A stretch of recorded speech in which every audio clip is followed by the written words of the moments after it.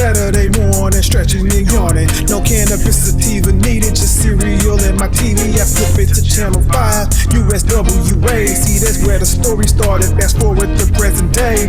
Whether it's WWE or AEW, this podcast is just an excuse to talk about what I love. Introducing your host, the untouchable J.R. Rackett. On the Black Venus Network, this is Talmbout Rasslin.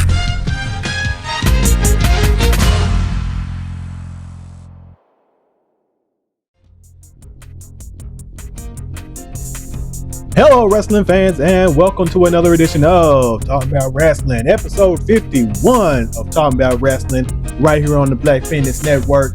You already know what time it is. You know that I'm your host, the untouchable J.R. Rackett, and as always, this is your primary destination for wrestling conversation. Bow. I feel like I should work on a new intro a little bit because it's a new era. It's a new day here on the WWE. I'm sorry, Black Venus Network. Whoa. Here on the Black Venus Network, you see it right here. There it is. You see it. Black Venus Network. I feel like I should work on a new intro. Because it's like the new era, new day. This is the official episode 51. I did it last week. Technical difficulties. I'm not even sure what happened. And I was halfway through the show. I was done with the show. I was like on the last thing. I had covered Dynamite. Everything froze up. I don't know what happened. The problem is I spent too much time on SummerSlam. That's what happened. See, I shouldn't have talked about it as much as I did because I didn't intend to. And you know, so and now we're like 2 weeks behind because I didn't cover any AEW before. I didn't get to go over my SummerSlam. So what do I do today? We're just going to shoot the shit. So, before I get into everything, again, if you're new here, if you joined episode 50 and you're waiting for episode 51, that's not normal. Technical difficulties and everything like that. So, that's not normal. So, episode 51, if you're new here, thank you for tuning in. Make sure that you hit that like button. Definitely make sure you subscribe, okay? The goal is 50 subscribers on Substack by the end of the year. Also on YouTube, though, right? So if you're going over there, it's over there too on YouTube. So do it on YouTube as well, or both. Do both. Substack, YouTube, and if you're listening on Spotify as well. Do the things. We got some more. I mentioned this last week. You didn't hear a lot of this stuff, so let me give some programming notes before we get into the show. So again, episode 51, new era, 50 days in, or 50 episodes in, a year. Actually, I have missed a couple of episodes. So it actually has been a year. We have been doing this a little over a year now. There had actually been 1 year of Talmbout Rasslin. So give it up for that. Let's give it up for that. All right. So after a year, I said, you know what, let's expand. And now I kind of got a groove on kind of what I want to do, how I want this to come out, what I want to talk about, what fuels me to really have some of these conversations. And you know what? I can always talk about wrestling. Some other things I can't sometimes. Sometimes, you know, I'm into music. There was Manifesto Mondays where I went over a lot of my music. We may bring that back. We may expand it a little bit, change it a little bit, do some things like that. It may come back. I was doing my What's Up Wednesday articles that touched a variety of topics. And I know a lot of people that subscribe because of those. That's a little tough sometimes because my schedule is a certain way. I actually kind of do have more time to do it now. It's just a matter of will I.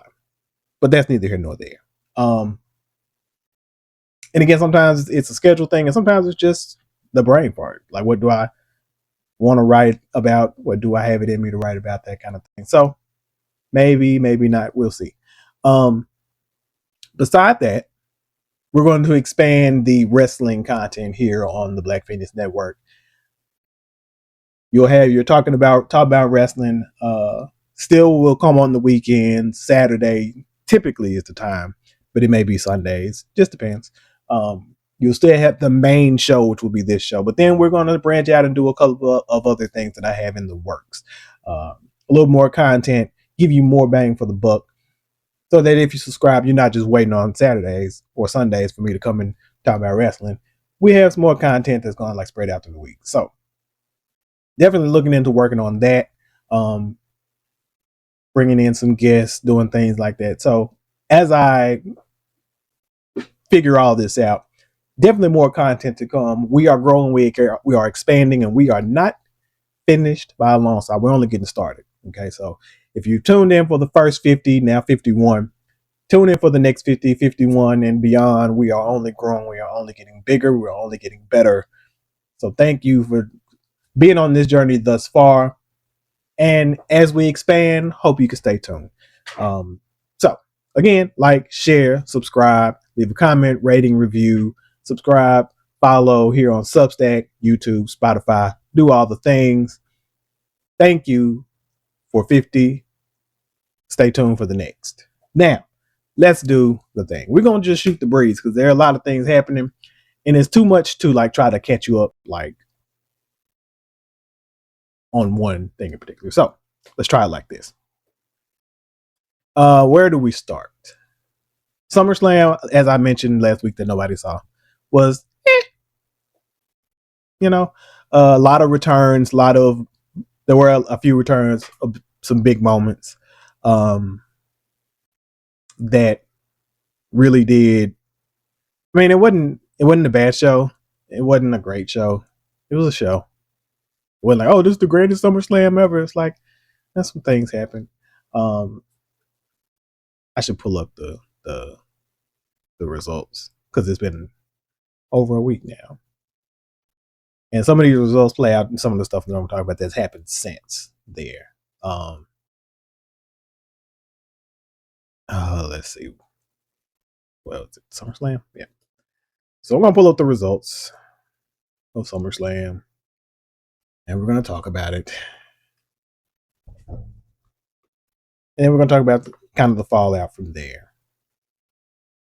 I'm not going to spend too much time like I did last time because there's a whole lot to talk about. And I'm going to have to pick and choose some stuff. So we have Liv Morgan defeating Io Sky to retain the championship. I think I predicted Io. Liv retained, so there's that. Out of that, since then, we have got the return of Becky Lynch and Stephanie McCurry. So that women's division just got a solid infusion.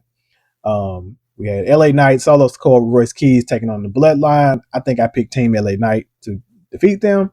That Jimmy would take the pin. I actually think Jay took the pin. So that's cool. So since out of that, we have now LA Knight seems to be focusing on Roman Reigns, which he's been focusing on Roman Reigns. He's probably going to get his shot soon. Jacob Fatu took out Royce Keys, so now he's injured. And I think Jimmy Uso beat Solo Sikoa, so now Solo Sikoa had to, or maybe it was Jay. One of the two.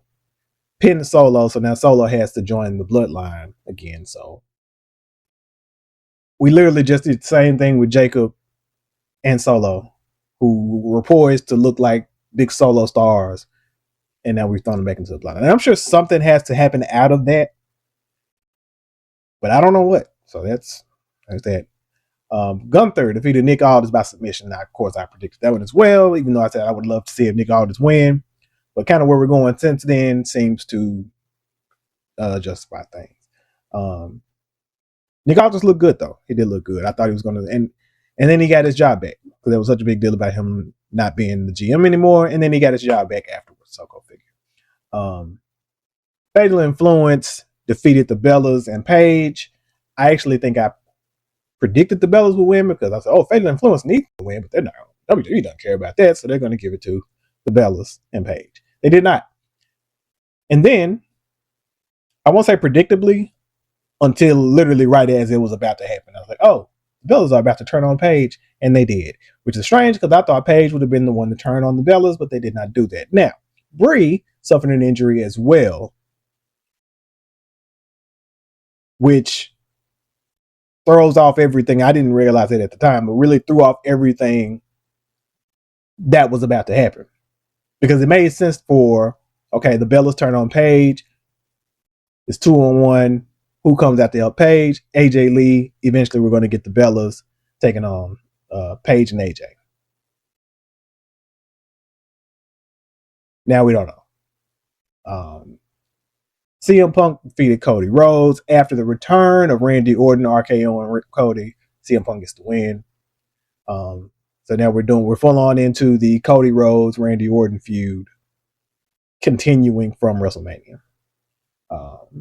Next up, we have Obafemi doing the right thing, defeating Brock Lesnar inside Hell in a Cell, which Lesnar says was his retirement match. He promptly retired, gave Obo a full-throated endorsement, retired again, and maybe retired again. We don't know.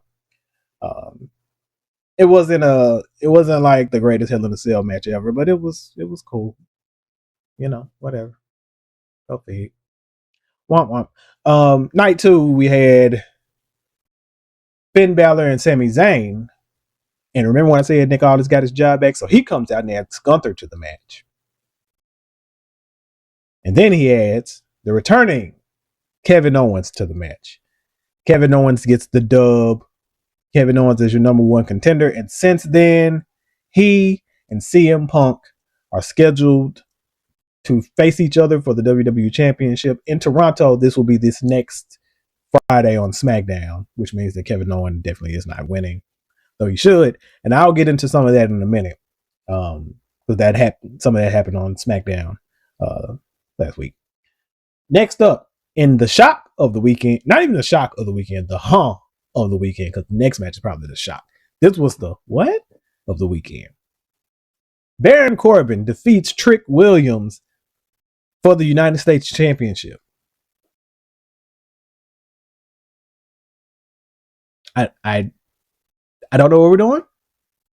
And then he beat him again the following SmackDown in the rematch.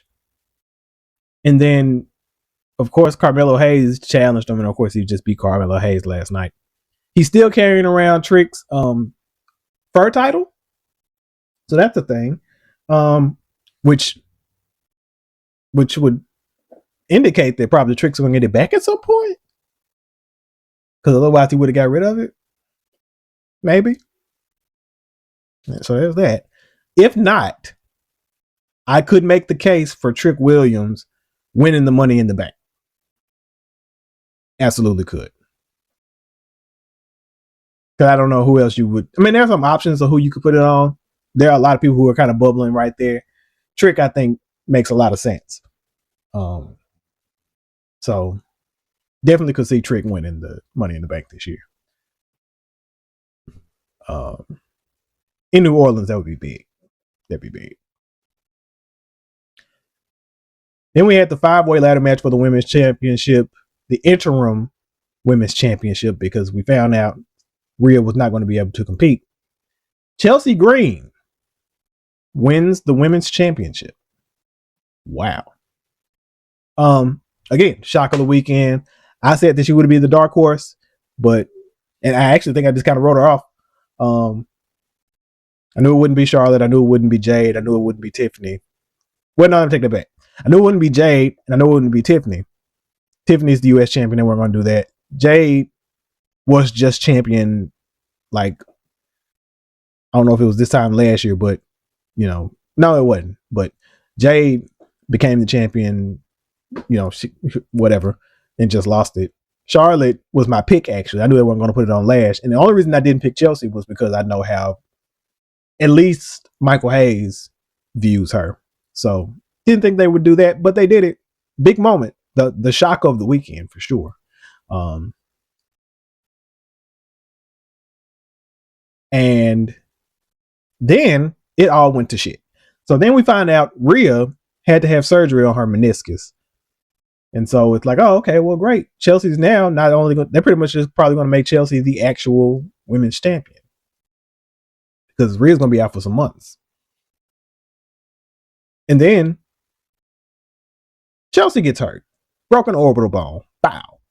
So now it's like, oh, so we're going to have an interim for the interim? What are we going to do here? Chelsea,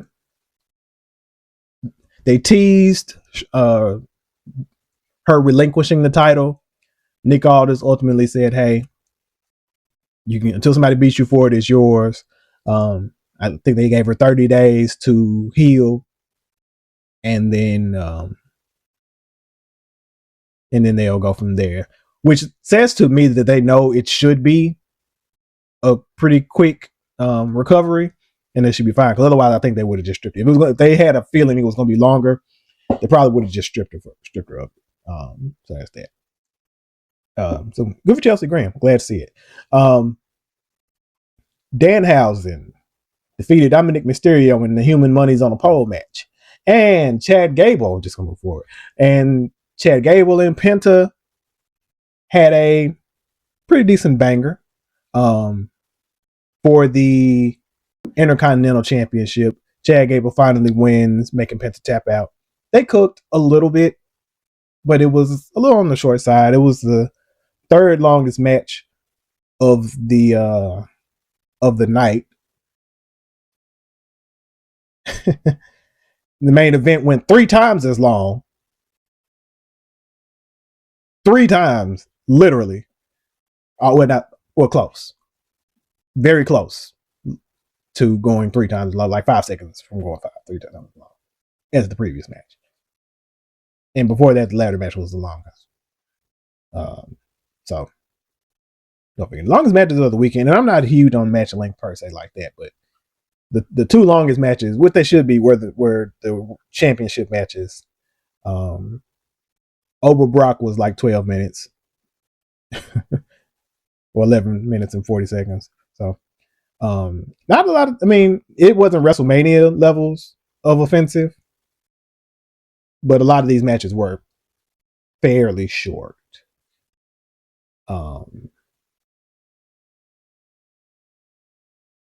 But none of them felt offensively short like they did at Mania. So there's that. But Chad Gable Penta was a good match. It felt like they were just getting cooking. Had they gave them a little more time, which we always talk about, but that's the name of the game, so go figure. But for the time they were given, they did do some good work. And then Roman Reigns, Seth Rollins, of course, Roman Reigns defeats Seth Rollins for the to retain the World Heavyweight Championship. Of course, that was going to be the case. Good stuff, a whole lot of Shield callbacks. If you know me, you know I love a good callback, a good reference. So that's all it needs. You know me, I love a good reference. I love a good callback. A lot of Shield lore, a lot of shouts out to Dane and just Shield history and things of that nature. So good stuff. Now Roman, like I said, is focused on LA Knight. Let's see what is everybody else doing. Charlotte. Alexa Bliss returned and brought up Tatum Paxley. So we got Tatum Paxley in league now with Charlotte Flair and Alexa Bliss. That's going to be very interesting. They had some interactions on SmackDown this week that I thought very interesting. Place for them to be. Tiffany Stratton lost the United States Championship to JC Jane on this past SmackDown. So now Fatal Influence has the Tag Team Championships and the United States Championship. It's not bad. Not bad start. Lash Legend is basically seconding Nia Jax, who is calling for the World Championship, seeing as how she was screwed out of both her Money in the Bank shots. Not Money in the Bank, ladder match, qualification matches. Don't know what's happening with Trick right now. Finn Balor, I don't know what's happening with him. Gunther still trying to get a championship match. Sami Zayn was set to have a number 1 contenders match with Cody Rhodes until Cody Rhodes was attacked by Randy Orton. So that's the thing. Oba seems to be poised to about to feud with a Braun Breaker, which is an interesting position to put Oba in because, Braun ain't really... It's a match that, like, had you been building Braun and doing something better with Braun, like, this year at all, had him maybe beat Seth, there's some things you could have done there with Braun. that I think would have made this a little. It's still like the thing that we all knew was going to happen. We figured was going to happen. There are like 3 people. There are a few actually, but Oba, Braun Breaker, and Jacob Fatu. Any combination of those 3 face to face, you knew it's going to give you those holy shit chants. So that's an interesting direction, but I guess we got to do something. So go figure.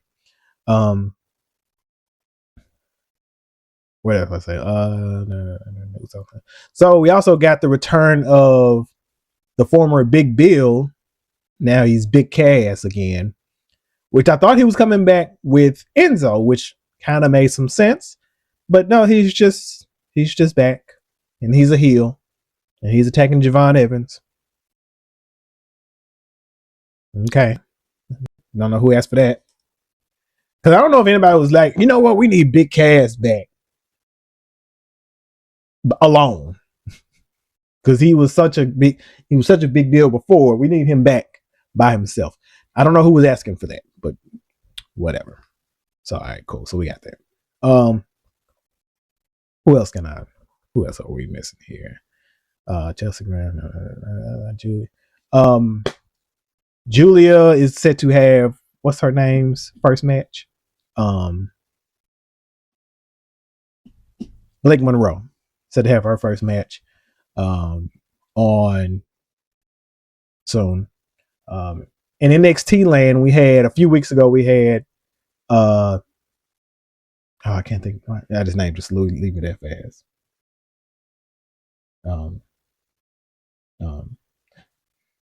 Well, we had Mike Santana debut. That's a lot. Again, lot's been happening. We had Mike Santana debut, who now is no longer Mike Santana. He is it just name just came. Who is what's his name now? That's all right. We're gonna find out. Cruz Montana now. Cruz Montana.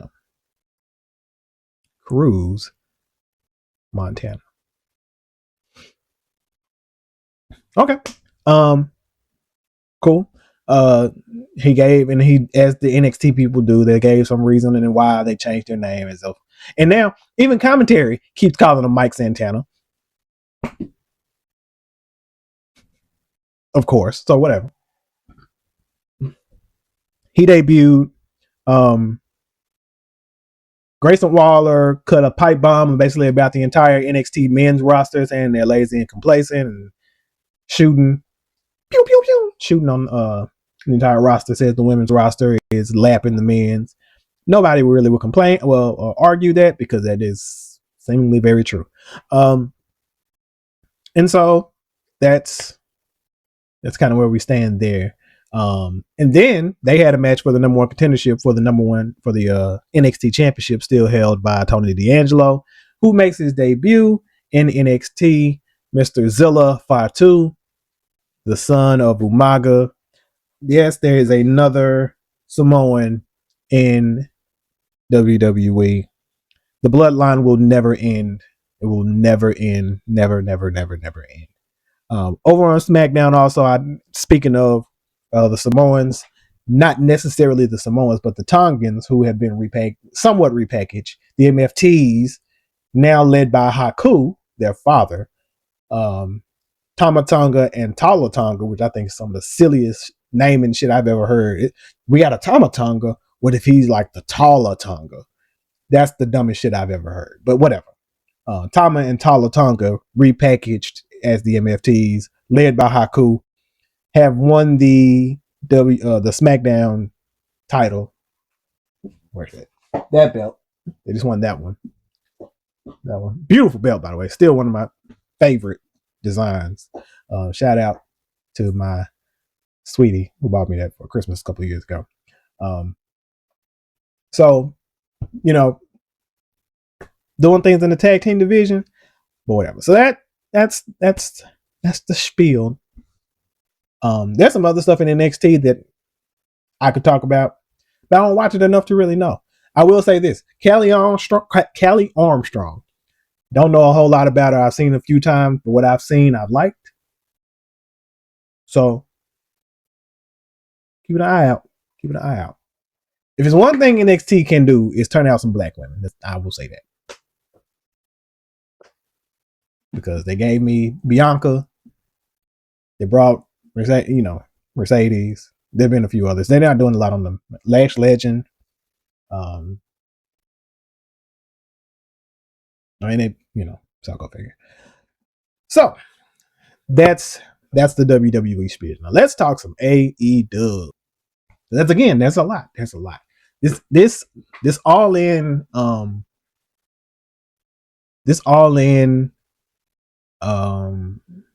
card is shaping up very nicely. Very, very nicely. I'm just gonna run through what we got and somehow we got there. So of course, we got Willow Nightingale, Mercedes Moné. They had a couple of they had a great segment a few weeks ago. Willow's over like Rover. They had a match, 6-woman tag match in Grand Slam Mexico. I probably still just go with that. Yeah, in Grand Slam Mexico, where Willow pinned Mercedes, which kind of makes me a little iffy because my pick for that is still going to be Willow getting the pin over Mercedes. I don't think it's time for Mercedes just yet. I think there's so much more we can do. Though her story is to win the title, I still think this isn't the time. But we'll see. We'll see. Of course, we got Kenny Omega, Will Ospreay. There was a lot of developments that I talked about in the last show. So since then, since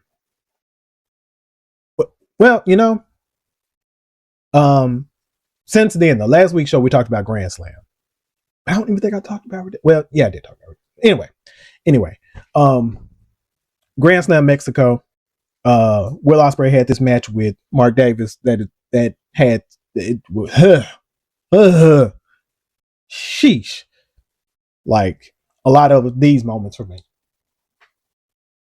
Oh my god, that was work. It's crazy. Kenny Omega, kind of doing kind of heel thing, but not really. It's very interesting thing there. And I wonder, is it actually playing out like Goku and Vegeta? Because I think had they like borrowed from that for real to tell the story, would have been an interesting thing. And maybe they have. I'm not sure. Not a big DVC guy. So that match is, of course, going to be crazy. Cage and Cope against the Bucks. There wasn't anything this week to build to that. They had an 8-man tag against the Death Riders on Grand Slam Mexico, which the Death Riders won. Little miscommunication between Cage and Cope and the Bucks, but nothing really pushing us towards it. Not that he need much, but I'm sure it'll ramp up. Men's Casino Gauntlet for number one, well, not number one contendership, but for a future AEW championship match. Andrade at Grand Slam Mexico took on Ciampa and Commander and won the number one spot. He was then subsequently attacked by a returning MJF, who then promised to win in the number 2 spot and enter and do the same thing he did last year, which is win the contract and cash in and win the championship. He's also still carrying around his Triple B and calling himself the one true champion, which I originally did not believe, contrary to internet speculation, that this was a shot at Roman Reigns until this week when he actually had the match for the number 2 spot, which, spoiler alert, he actually won because it was Nick Wayne and who was it? Nick Wayne and not Jungle Boy, because Jungle Boy was in the main event. Who was it? Nick Wayne and Jesus, I just lost it. It's another babyface though. I just lost it just that fast. I can find it though. But I can find it.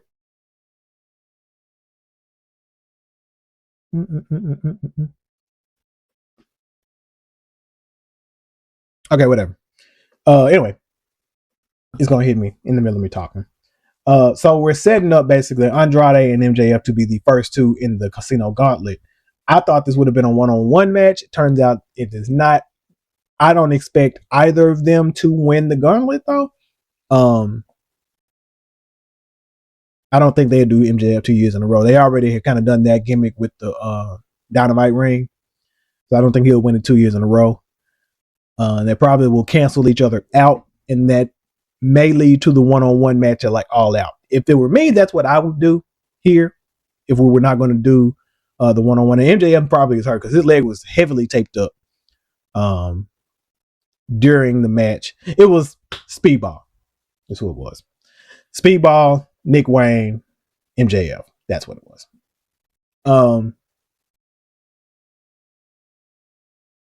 So probably cancel each other out and have a match at All Out. Again, that's what I would do because you got to have some stuff for All Out. The Casino Gauntlet is very interesting to me because, A, you don't know who's going to be in it, right? And there's so many people who have just hit the market that are going to be available for it that it's very fascinating. So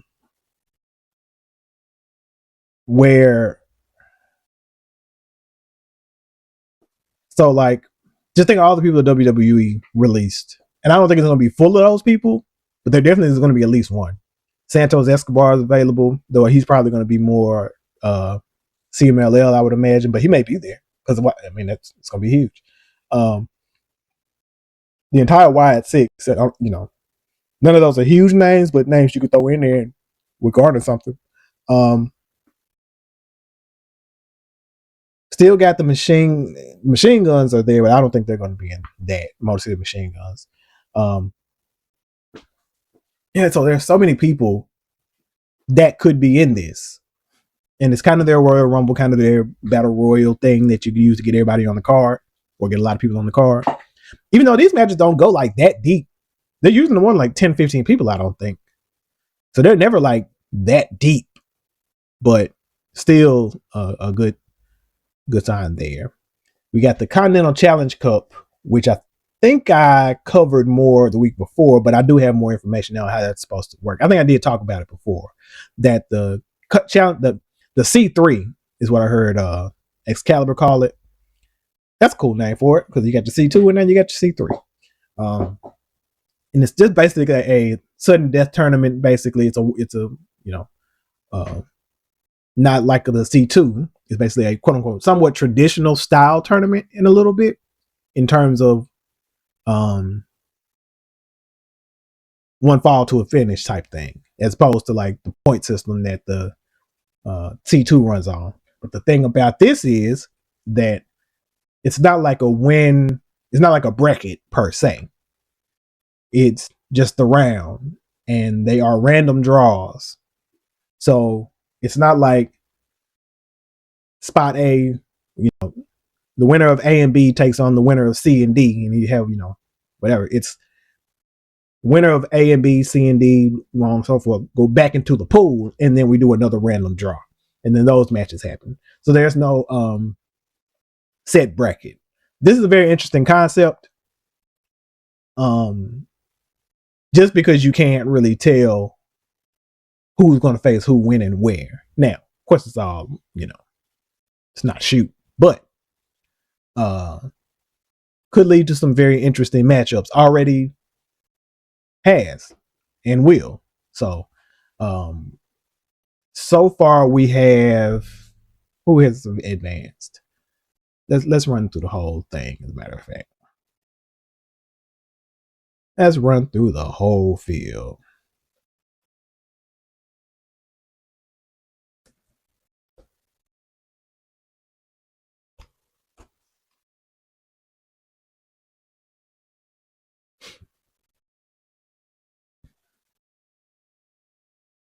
All right. So we got John Moxley, Kyle O'Reilly, Roddy Strong, Orange Cassidy, Nigel McGuinness, Shibata, David Finlay, Ace Austin, Jay White, Matt Sydal, Jack Perry, Jake Doyle, Brian Cage, Hechicero, Claudio Castagnoli, and Eddie Kingston. Now, tonight, we get the final 3 first round matches. Okay. So Those 3 matches will be Brian Cage and Hechicero, Kyle O'Reilly, Roddy Strong. Again, random draw, strange things. And Shibata and Nigel McGuinness. So far, in the first round, we had Claudio Castagnoli defeating Ace Austin, so he has advanced. We had Eddie Kingston defeating Jake Doyle. He has advanced. Orange Cassidy defeating Matt Sydal. He has advanced. So we got. Then this week on Dynamite, we had Jay White defeating David Finlay. Jack Perry falling. See, I threw you off. John Moxley defeated Jack Perry, of course, to stay alive in the tournament as champion and move on to the next round. So that puts us at Claudio, Eddie Kingston, Orange Cassidy, John Moxley, and Jay White all moving on to the next round. They will be placed into, again, the random draw along with the winners of 3 matches tonight. And then we start the whole thing over again. Probably, so those matches will be at Dynamite, going forward. So that's what? 4 more matches that'll be there. So probably 2 on Dynamite, 2 on Collision next week. And then the semifinals. So yeah, from the field of 16 down to 2. So again, I'm thinking John Moxley, probably Jay White. My pick would have been Eddie Kingston. Doubt they're probably going to do that. Probably going to go with Jay White. Again, big shit popping. Next up, spend a lot of time there. Next up, we have for the women's tag team championships, Divine Dominion, Lena Cross and Megan Bayne taking on the Brawling Birds, Windsor and Jamie Hayter. I'm looking for Brawling Birds definitely to take the dub there. Divine Dominion has been very dominant with any team that's come their way. It's not a lot of them, actually. It's kind of weird. But it's weird because I think we've always known this is where we were going. And it's not. Also, where did we go with? Did they ever do Sisters of Sin and Divine Dominion? They probably did. And I just don't recall it. But I thought we were doing that somewhere. Maybe we already did it. But again, working towards the Brawling Birds match. I think we all knew that was eventually where we were going. Like the whole time. They're in London, hometown. Of course, you probably open up the show with that. So that's going to happen. Next up, just announced on Dynamite this week, Kevin Knight, Darby Allin in a Falls Count Anywhere match for the TNT Championship. Now, I said this was probably what we were going to do, but then it didn't make sense because we did it a few weeks ago. We did it like right before Redemption. And I was like, that was strange. That was a strange time to do that. But okay, whatever. Cool. So now we're going to run it back. Basically, there's more to it that they hadn't really talked about. And the way we even got here was weird because Darby just kind of gave an interview or segment or whatever where he just mentioned it.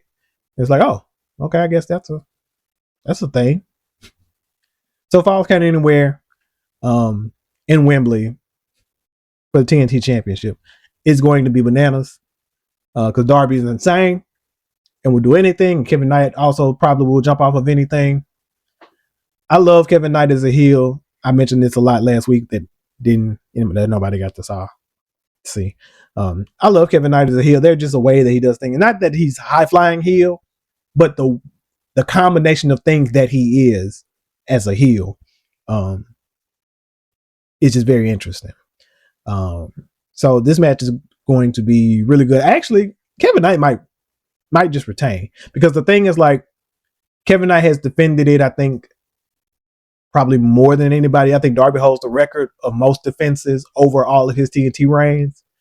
I think Kevin Knight is either tied or no, I think they're tied now.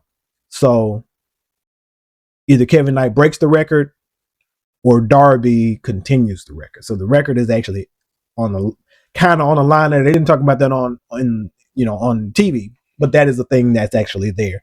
It'll probably come up because they like to throw those kind of stats around eventually. So we'll see. But that's going to be crazy as well.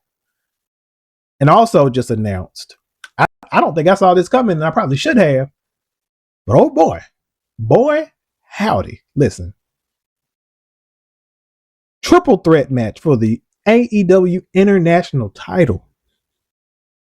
Kyle Fletcher, Takeshita, and Okada. Man, let me tell you. This is man.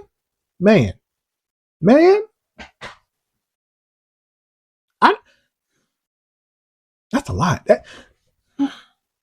Listen, man. That is going to be wild. You understand me? Wild.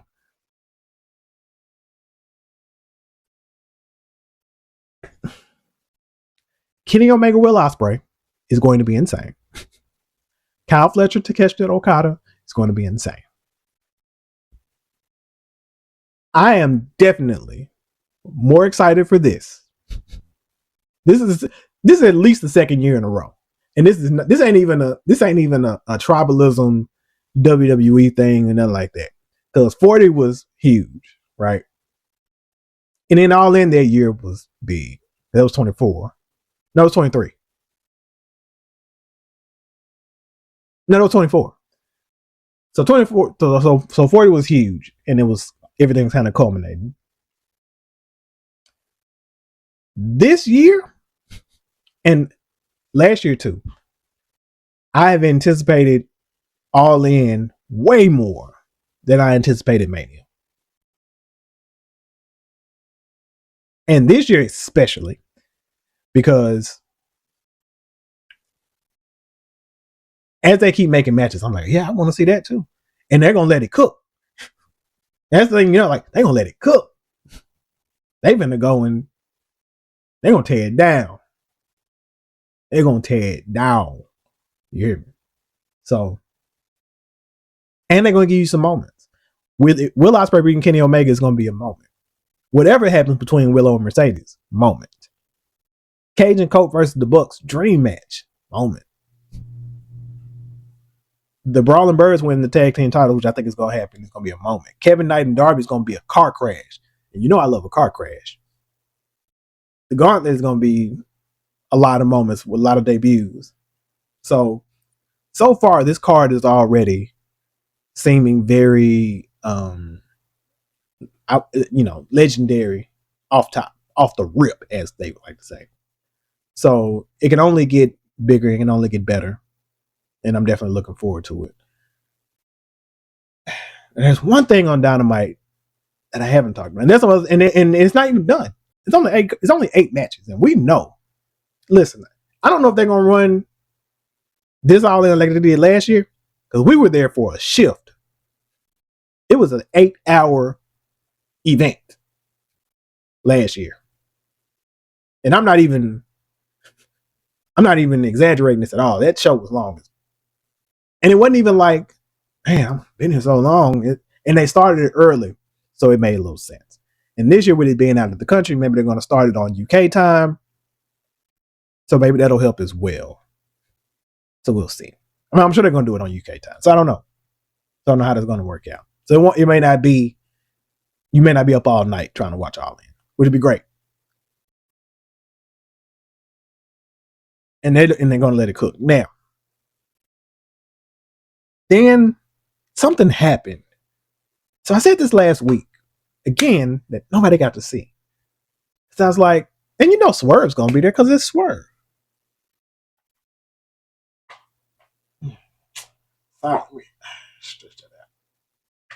Yeah.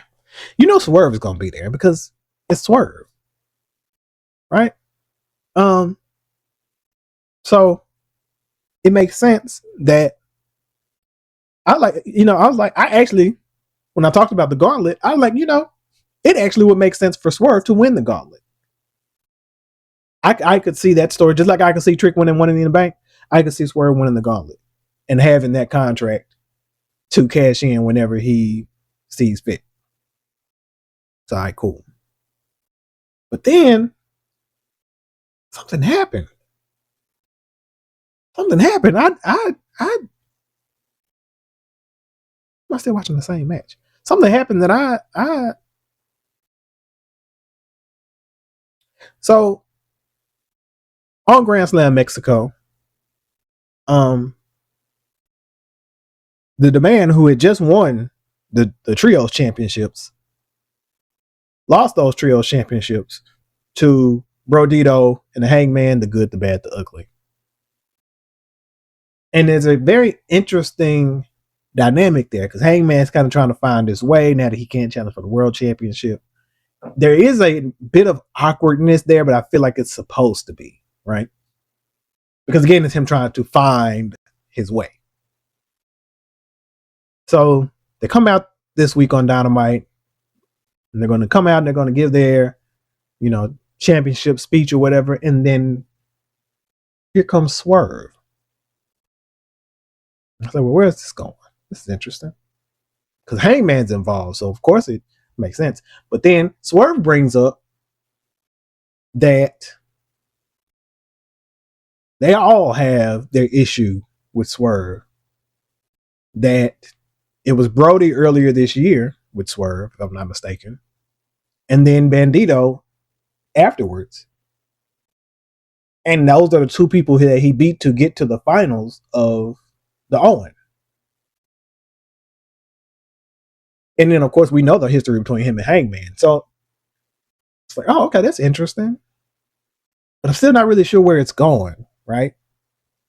Is he going to corrupt Hangman? Like, I'm not trying. I don't understand what's happening. They didn't really get into anything that whatever. So they jaw to each other a little bit. Hank, Swerve's like, we were on the same side, but now you can't even challenge for the world championship. You went off on, I'll take my eye off you for a minute. You go off and challenge for the championship, you lose, and now you can't even challenge for it no more.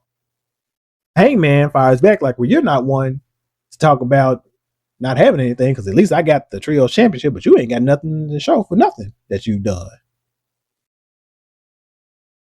So I'm like, okay, so what are we angling at here? What we doing? And then out come the demand. The full demand, I guess now, including the lethal twist. So then they're talking. And so Ricochet kind of goes like, in case you can't tell, there's 9 guys out here who hate you and want to kick your ass, so you probably should roll. So then Swerve leaves. So it's like, now, I ain't gonna hold you. I had already kind of said that we're probably doing like a triple threat trios match for the titles, perhaps even a ladder match. So that's how we did that a couple years ago. I figured that might have been what we were doing. And I don't know who the teams were going to be. I just kind of figured that's what we were doing for some reason. So then Swerve's leaving. So I'm looking at this and I'm like, okay, so this seems like we're inserting Swerve into the 6-man picture, and Ricochet also mentioned nobody in the back likes you. I was like, so then who? Okay, so we're inserting Swerve into the 6-man picture. That makes okay. Then who would he team with? Who makes sense for him to team with? And I thought like, okay, who's in the back? Hurt Syndicate makes that would be neat. I could see that, him in the Hurt Syndicate, because there's history there. Like, but then the Hurt Syndicate are doing a thing with STP. Though Hurt Syndicate could make a lot of sense because their latest thing has been, hey, we hurt people and we're for hire.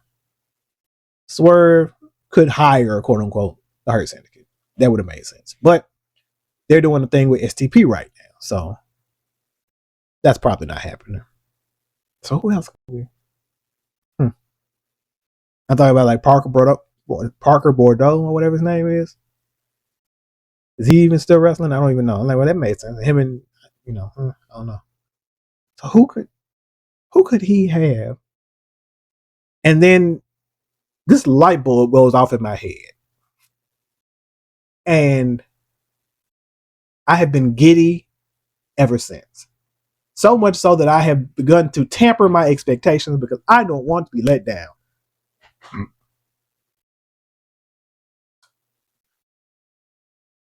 I almost don't even want to say it. Listen, if they're going to do what I think they're going to do, and apparently everybody else immediately had the same thought, probably way before I did.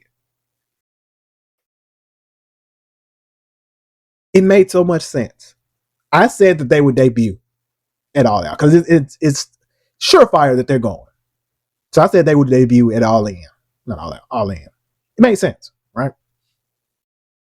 Huge pop, huge pop, and I think you saved the pop for All In. So I said it makes sense. They don't have to have a match at All In. They just got to debut. Cage and Cope have their match versus the Young Bucks. I don't know who wins. Probably Cage and Cope. So the Bucks have challenged for it a few times now, and it kept lost and lost. So maybe, I don't know. So they have their match. Whoever wins wins. Maybe it's the Bucks.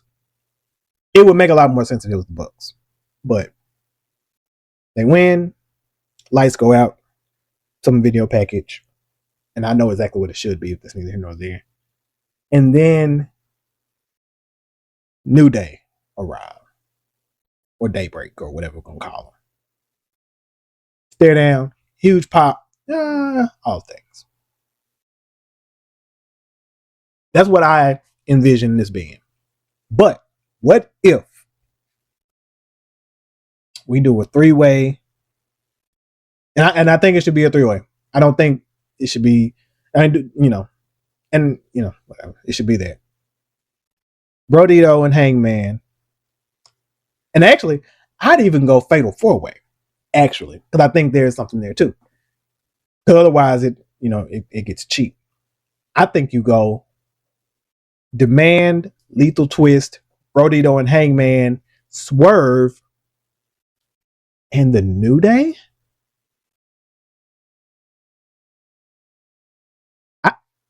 I've been giddy ever since. That took me from like a 7, 8 of excitement to like a 10. And now I have to tamper it because I'm like, maybe not. And everybody online is already there. Everybody inferred the same thing that I inferred. So it wasn't just me. And which means that it's probably going to happen. Because why are we inserting Swerve in this if there's no, Now there's some other people that it could be. There are plenty of teams that it could be. We got the Motor City Machine Guns, and we haven't said or done anything with them since they appeared the first time. So there's that. I don't know who else there could be after that, but maybe somebody. There's a lot of people that's not on this card yet that could team with Swerve. But it makes so much sense.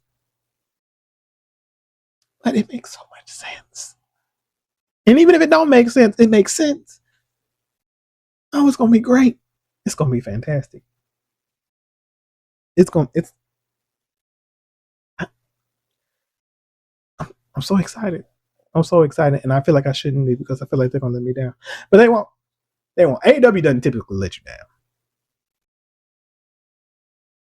I'm just curious how they're gonna do it. And if it were me, I would like have Swerve just tease that I'll go it alone, or or maybe, or whatever. Maybe he doesn't say, like, maybe he doesn't even tease that he has partners. Maybe he just like, whatever. And then I don't even know how you do it, but you can do it, and it can be so satisfying. Oh my! I want to watch it with somebody. I want to watch it with people because I need to experience this moment with people. I don't know where I can do it at. I want to so bad. All right, so there's that. Go figs. Go figure. It's all right. I'm really looking forward to All In. So that's kind of what's been happening on AEW. There's some stuff with the TBS Championship, but we hadn't got a definite direction, I think, for All In yet. Nor do we have like a women's gauntlet, which they had last year. I wonder would they not do that again. I think that would make sense. Because you got to set up who's going to be next for whoever wins, whether it's Willow or Mercedes. Teclis disappeared. I hadn't seen the Sisters of Sin completely. I mean, the Triangle of Madness completely. It's kind of disappeared. I hadn't seen. They haven't been on TV in a while. I think On the Road is that. That may be afterwards that we're doing the Rebel show. I do expect a Britt Baker appearance soon for that. They're doing a show for Rebel, a Dynamite, a special Rebel Heart edition of Dynamite. For in honor of Rebel. So I definitely expect for DMD to make an appearance there. That only would make sense. Jamie Hayter too. So, but she's not going to be on All In because she hadn't been on All In since.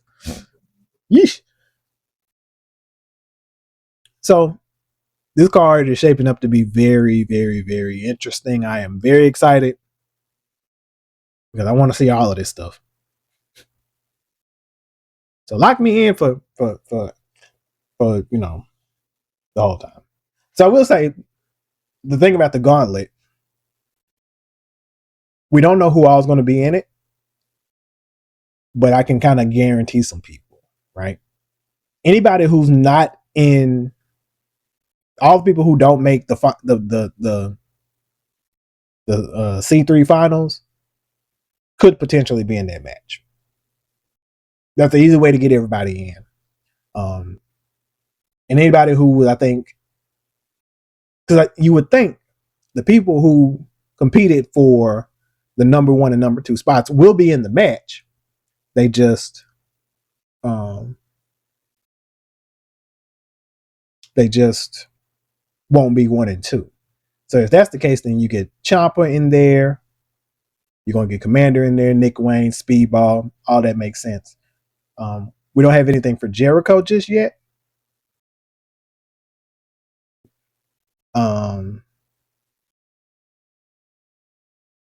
So he'll probably be there in some capacity, I'm sure. Like I said, Ciampa's going to be there. He's probably going to be in the gauntlet. Don't have anything for Orange Cassidy. Mark Briscoe, hadn't even seen him in a while. Maybe he's injured because I hadn't seen him. We hadn't seen Mark Briscoe since he challenged MJF for the championship. So maybe he returns. Big pop there. I can see that. Maybe he goes after MJF or something. Who knows? So there's a lot there. There's a lot at play for All In. Very excited.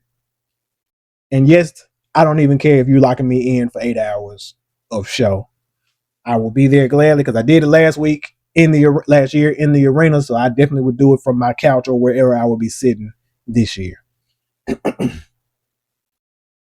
So that's it. Now before I go, a couple of things I want to talk about, and I'm gonna wrap it up some because we're reaching time quickly. I'm gonna sit back a little bit. Don't mind. So first thing is a little wrestling related. Well, both are wrestling related, but I just randomly grab a pen. Go figure. I want to point at you.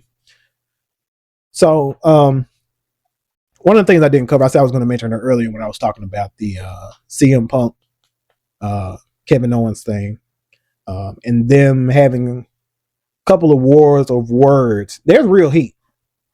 There's real heat that I have that most people I didn't know about, honestly. But friends with the Bucks, friends with the Elite, so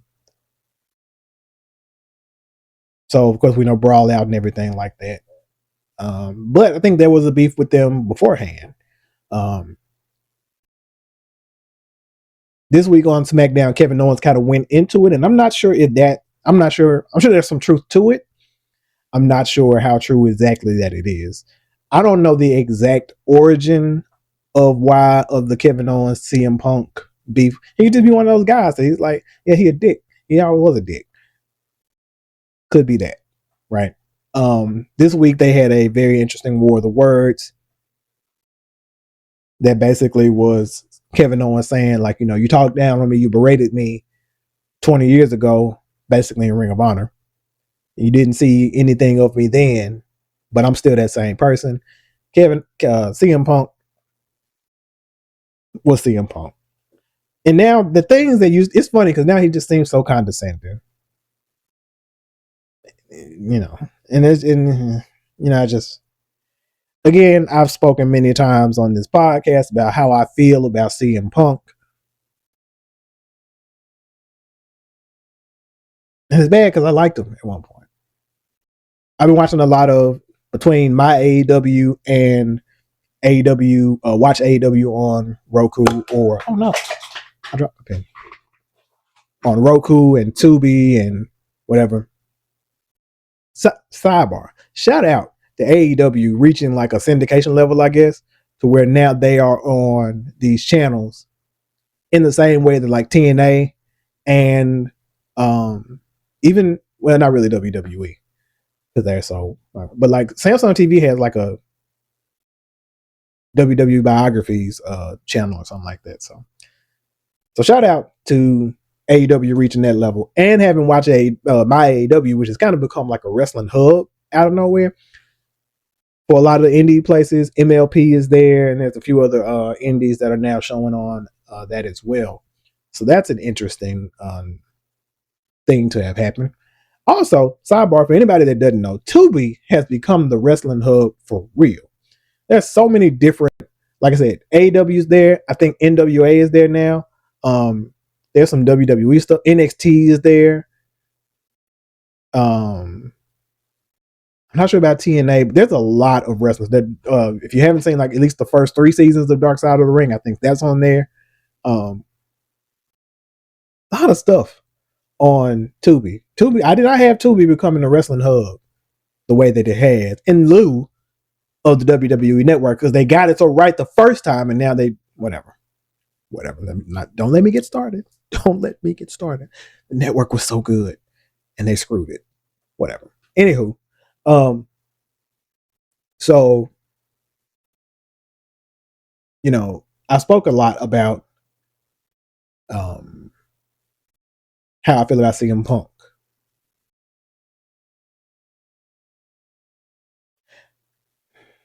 It hadn't changed. He's and it's like, and I liked him at one point. When he went to AEW, I was like, okay, I'm with this. Again, another notch for AEW, bringing him back. That was such a boom period. And that was weird to watch. So like that period of like between 21 to really just the entire time that CM Punk was there. Watching it now feels so weird to me. A, because it's such a different vibe and feel, and it was so hot. To know how it all turned out feels so haunting almost. To see these CM Punk things and to know that like that he did what he did, that he felt how he felt, that it ended how it ended. This makes it all feel kind of bittersweet. And then even not even just him, taking Adam Cole because he's there, and it's like to see that. Not to say they never necessarily figured out what to do with him because they were doing things with him, but it never really matched. I guess you say his full potential. Sure, he main evented the first All In. That's huge. But then he never once he got hurt, his AEW run was plagued by injuries that robbed us of what that moment meant ultimately. Bryan Danielson, now we had a great run from him, but now he's retired. Just that entire boom was huge, and it feels like the only man left standing for real at the top of the mountain still kind of Mox. Hangman hadn't ascended yes he did. Hangman ascended, but then he lost the belt to Punk, and then never really got back until last year. He was tied up a lot with Swerve stuff too, so there's that. Yeah, man, it's just strange to know how everything turned out. Just really weird thing there. Still great. In ring is great, and then again to see where it was then to see, and it's not like watching WWE. For some reason, I can watch old WWE and it doesn't do that to me. And maybe because I'm so sentimental about AEW because I feel much more connected to it for some reason. I don't know. And WWE's been around so long that you know, it's just a little different. Because I mean, some Attitude Era stuff doesn't stand up. And it's not that the stuff doesn't stand up on AEW. It's just different. It's just different. I'm rambling at this point. The other thing is, hey man, you wrestling fans are weird. And I'm one of you. I ain't one of them. You wrestling fans are weird. I've seen this and I've heard this and I heard a podcast say it. And now I don't know what to think about you people. We have reached a point where there's too much wrestling in wrestling. That's what was said. Too much wrestling on this wrestling show. WWE has cooked y'all. That's what happened. WWE being the biggest show in town, being where a lot of people entered wrestling, why they got into wrestling, being what it is, has cooked you. Vince McMahon's vision cooked you. And then if it's not presented that way, then you don't know what you're looking at, right? That has to be the case, right? That has to be the case. Because to make anything else make sense, I get it. AEW shows heavy on the wrestling, whole lot of wrestling. But then you say like, and then there's no characters, there's no storylines. And I'm like, where's the long term storytelling? What are you talking about? There is a lot of wrestling in AEW, absolutely. And then there's very little in WWE. Because you can watch Raw for 3 hours and you're going to get 3 or 4 matches. And they're going to be, and you know.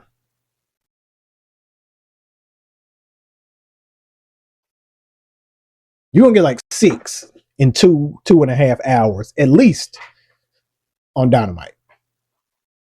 Collision, even more. There's no characters. What do you call MJF? What do you call Hangman? What do you call Swerve? What do you call Leo Rush? What do you call Andrade? What do you call Kevin Knight? Don Callis? Kyle Fletcher? Okada? Now these over the top characters and you know whatever like I guess you want out of WWE? No. Not always. But some of them are. Darby, character. Mark Briscoe, definitely a character. Orange Cassidy, character. Where's the storylines? Are you serious? Mercedes and Willow is a story that has been building is years. Kenny Omega, Will Ospreay, years. The reunion of Cage and Colt, I don't know if you want to necessarily call it quote unquote a story, but kind of with the FTR and all of that.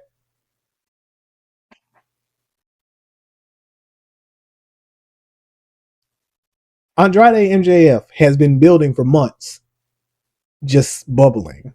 Because MJF, because matter of fact, even before, if you want to get kind of meta about it or whatever, because like as soon as it was kind of announced that Andrade was coming, MJF was calling out Andrade. And I think vice versa. So that had been building for a minute as well. Kyle Fletcher, Takeshita Okada has been building since at least last year. Because this is an extension of the Okada Takeshita thing, which has been building, again, since last year, at least when Okada joined the Don Callis family. Where's the story?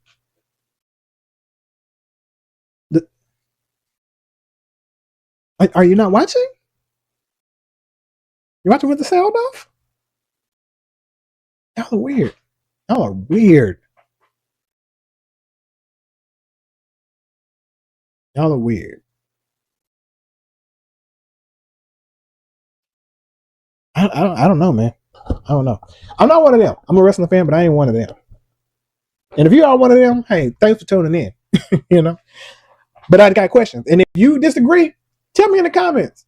Tell me in the comments because I would love. Listen, and I understand that much wrestling and that type of wrestling isn't everybody's bag. I completely understand that. But if you act like, but when you say there's no stories, when you say there are no characters, and it's just all like, it's just not true. It's just not true. It's not. It ain't WWE, but it ain't supposed to be WWE. It's an alternative. And that's what it is. And honestly, I'm not even shilling for AEW like that. It's just, if you're gonna talk about it, be honest. I don't think a lot of y'all are being honest. You're not.